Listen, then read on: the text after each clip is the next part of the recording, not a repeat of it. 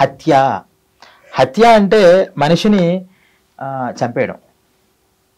ఈ చంపేయడం వల్ల వచ్చేది దోషం ఎటువంటిది అంటే మనం చూస్తాం, క్షయరోగం అంటారు, అంటే మూర్ఛ, ఫిట్స్ ఇవన్నీ ఉంటాయి కదా. ఆ రోగాలు దేనివల్ల వస్తాయి అంటే చాలా మంచి మనుషులు ఎవరైతే ఉన్నారో, మంచి మానవత్వంతో ఉన్న మనుషులు మన వల్ల మరణిస్తే అటువంటి క్షయరోగం అనేది వస్తుంది అనేటటువంటిది ఒకటి చెప్పారు. మరి ఈ జన్మలో క్షయరోగం మనకి వచ్చిన వాళ్ళు ఉన్నారు. దానికి ఏమన్నా మందులు ఉన్నాయంటే లేవయ్యా, ఏవో మందులు వాడుతున్నారు కానీ కొంతమంది పట్టిస్తే కొంతమంది పట్టివ్వవు.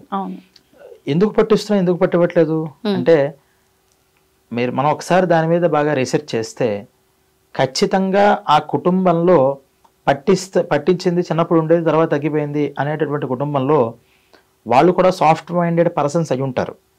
చిన్నప్పటి నుంచి అవి నేర్పించి పెద్దవాళ్ళు ఎవరైనా కనిపిస్తే వాళ్ళకి కాస్త ఒబీడియంట్గా వాళ్ళ దగ్గర ఉండడం, కాస్త ఎవరికైనా పరోపకారం, ఇతరులకి ఉపకారం చేసేటటువంటి ఒక మైండ్ సెట్తో వాళ్ళు ఉండడం, పిల్లాడికి కూడా అది నేర్పించడం లాంటి విషయాలు, ఏదో గుడ్ క్వాలిటీస్ ఖచ్చితంగా ఆ కుటుంబంలో ఉంటే ఈ రోగం అనేది కొంతకాలం అనుభవించాలి కాబట్టి వచ్చి తర్వాత దూరం అయిపోతుంది.